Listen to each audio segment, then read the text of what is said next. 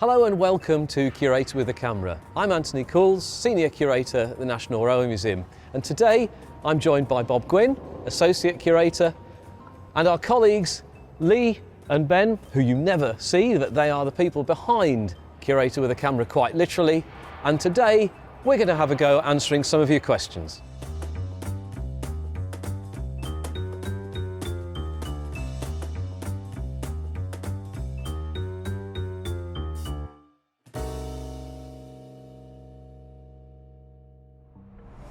Okay, so we're here in the Great Hall of the National Railway Museum. We've got a laptop with questions from our viewers. We have no idea what they're going to be, so this is really quite a voyage of discovery for both Bob and myself. And well, let's have a look and see what the first one is, shall we, Bob? Yeah.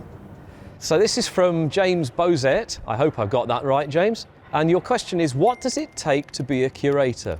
I assume not every day you're with a camera showing strangers on the internet cool trains from the collection. So Bob, what does it take to be a curator? Well, I think it takes an interest in the subject because basically you've got to understand the objects and other things in the care of the collection so that you can get the story about them out there and make people understand why they're important, why they should be curated and conserved and kept forevermore, basically. And that means that you've got to really understand what you're looking at. So you've got to also know a bit about admin, how to deal with databases and all the rest of that stuff that goes with things. But retain a curiosity, because if you're going to deal with the public at large or with exhibition developers, etc., then curiosity is helpful, because you will be asking yourself the questions that you hope other people will also be interested to see the answers to. I should explain at this moment, if this doesn't make it through the edits, that we're in a live museum at the moment. So whilst the museum is closed, there's all sorts of maintenance and display and development work happening. So there's some almighty crashes and bangs going on in the background, and you think my outtakes of train was bad. This is a real challenge this afternoon for us, so do keep bearing with us with the sound, thank you. So this question's from Luke's Locomotives, and Luke asks two, when will Green Arrow steam again? Which is a perennial question, and why isn't Flying Scotsman in apple green for her centenary year? Well, shall I take Green Arrow and you'll take Scotsman? So when will Green Arrow steam again? Green Arrow is on our operating vehicle strategy, which suggests that, well, it says that we may consider operating it in the future. But when it will steam again very much depends on resources. It's currently on loan to the Dynamometer Museum in Doncaster. I look forward to seeing it there at some point. I actually haven't been yet. It's very good. It looks very nice. Right, fair play. But that doesn't mean it won't steam again. People assume that immediately because something's in a museum it won't, but it would require somebody to come to us with finance, a business plan, a costed business plan, and a real rationale of how and why they would do it. So Green Arrow is a particularly special engine because it has the 3 steam cylinders in the middle of the engine are what's called a monoblock casting. Now that casting is worn out and it's cracked, and it's actually off-centre, it's askew, so one side of it is 7/8 of an inch thick and the other side is 1/8 of an inch thick, so a lot of repairs wouldn't really work for it, but we would require like-for-like replacement of a casting. However, when will it steam again? As I say, it's how long is a piece of string. If you'd like to write us a cheque or come to us with a business case, we'll sit down and talk. Why isn't Flying Scotsman in LNER apple green for a centenary year? Well, Flying Scotsman has been through lots of changes to its shape, really, and currently, as you have it, it's very, very close to how it was in 1963, which works very well on the main line because a double chimney boiler at that pressure, etc., means that you've got a powerful machine that will deliver what you want it to do. So it's right for that shape that it should be in BR green. LNER apple green would really suit it if it was in A1 condition, and it hasn't been like that since 1947, despite the fact that Pegler ran it round in apple green, and for a little bit under the Marchington era it was run in apple green with smoke deflectors.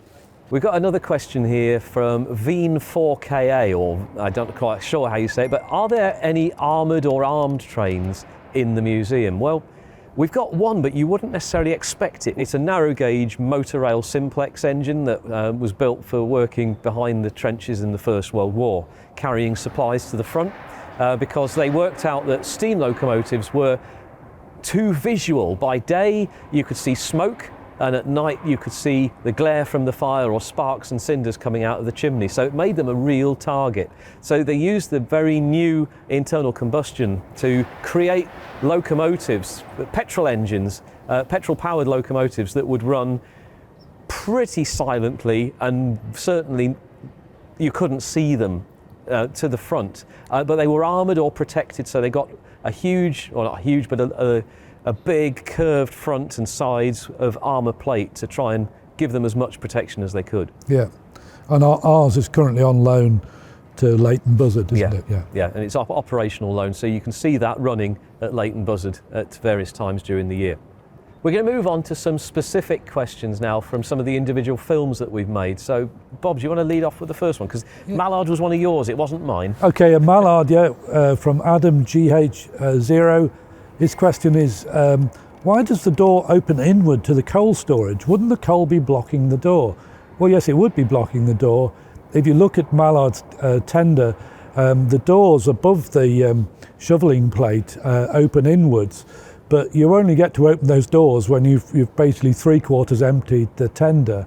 So the shovel plate at the bottom and the hole at the bottom is what counts, and you only get those door open when you've got a long way down the coal and you need to pull some forward. This was one of mine, Duchess, but I think we might do this one as a double-hander. Captain Scruff 83. Captain Scruff 83. So Captain Scruff 83 says, "Hi, thanks for uploading the video," which is the Duchess. "It's an amazing looking loco. Have always had a wondering interest into what might have happened if Gresley and Stanier exchanged their locos. Would the Coronation class achieve greater speeds on the straight and flatter East Coast main line? Interesting thought." It is an interesting thought. What do you reckon? Do you reckon the Duchess could have done it? Well, yeah, basically it's a more powerful engine, if you don't care too much about the fireman who has to shovel coal into it, because it's a massive firebox.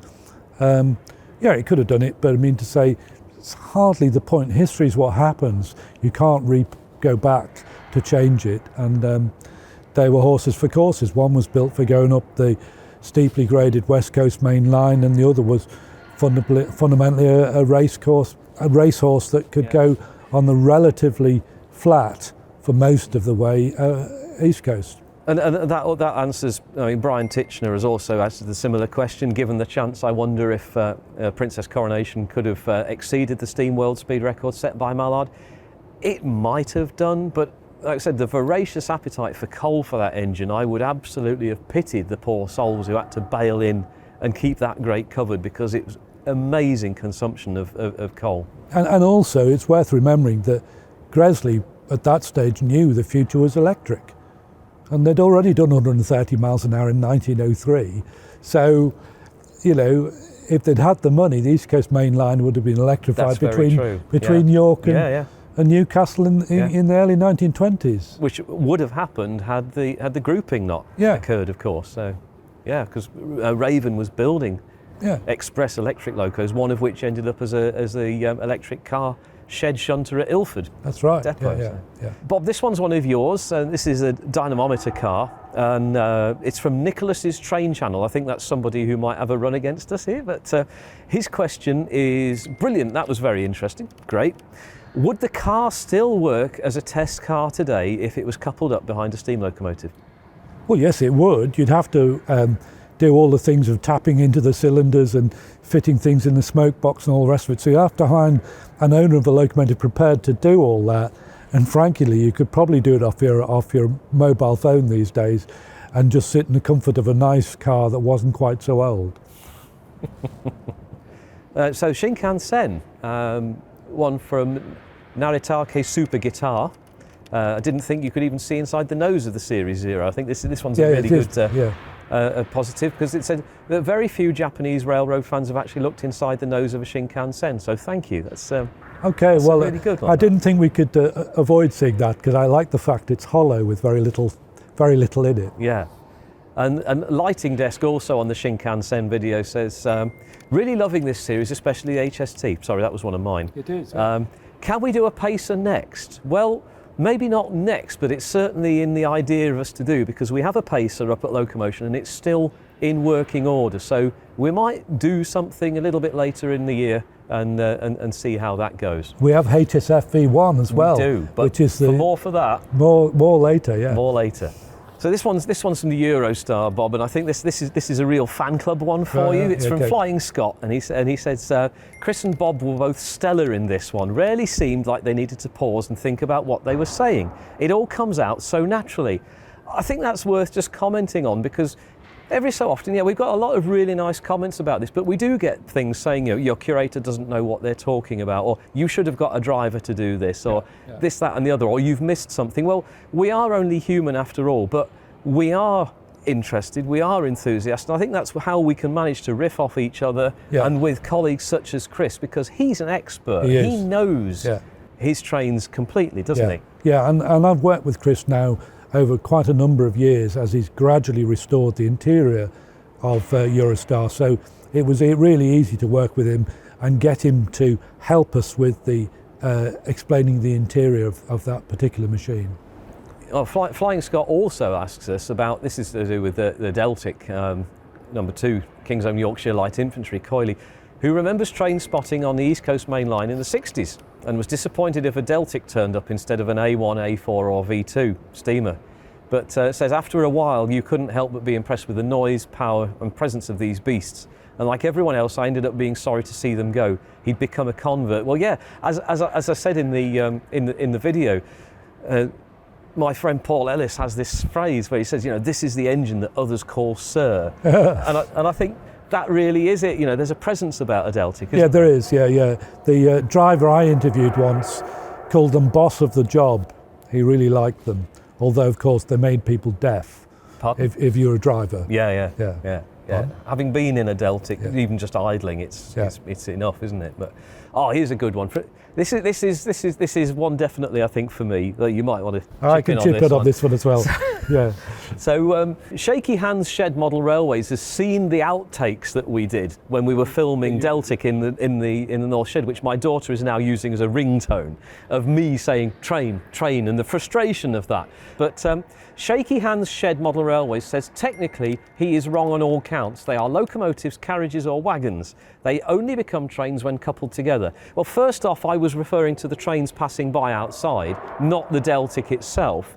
But actually, in terms of railway operating terms, a light engine running on its own on a railway to the signaller is a train, because it's displaying a lamp at the front and a lamp at the back to say that is the end. It is a complete train operation on the main line. I think that's about... Yeah, and it's also worth saying that English shifts and most trains going through York, they're not locomotive and carriages, they are a train, because they have underfloor power basically. Yeah, that's very true. But thank you, Shaky Hands, because you also refer to my the power unit extra that we did, which actually I'd forgotten we'd filmed, so it was quite nice to see that come in. And you say, a fantastic explanation, thank you. An interesting postscript would be some suggestions of why we don't now see Deltic engines everywhere, unless those teething problems turned out to be more significant than the video suggests. Please keep making these Curator clips, they're really great. So why don't we see Deltics everywhere? Well, other than they were out of date and outmoded than the 125s. Yeah, I mean, they're very expensive to run. I mean, they're a two-stroke engine, aren't they? So they're very expensive to run. I think they're still out there in military service. I think you're right. In one or two places, yeah. I think you're right. So here we have citricamoeba. Gosh, I wish I could think about names like that. I have a couple. Well, citricamoeba, you've got quite a few. But Bob, which one do you fancy choosing? Well, why was York chosen as the home of the NRM? That's a really good one, yeah. Why was York chosen as the home of the NRM? At the time when the museum at Clapham, the Museum of British Transport, was closing, it was based in an old bus garage, they knew that the London transport material would go to Covent Garden. They needed somewhere else to put the rest of the collection at that time. and they looked around for a place, and somebody suggested York, and York engine shed was available, and there was a shed alongside it that was also available. This caused a big argument because, of course, it was the first time a national collection had gone outside of London. But at the end of the day, that was the best solution because it was a rail-connected, large shed to put things in. So they rebuilt the floor and did other works to create the National Railway Museum in York in what had been an engine shed, and they opened in 1975. Thanks for joining us today for questions and answers with Bob and myself about Curator with a Camera. It's great to have your support, and it's fantastic to have the feedback from the questions that you've asked us, and I hope we've gone some way towards answering them. It's really great that people are enjoying it so well, so I would encourage you to join Bob and myself and some new faces who you've not seen yet to join us for Series 2 of Curator with a Camera, which kicks off on the 24th of February with a special programme on Flying Scotsman.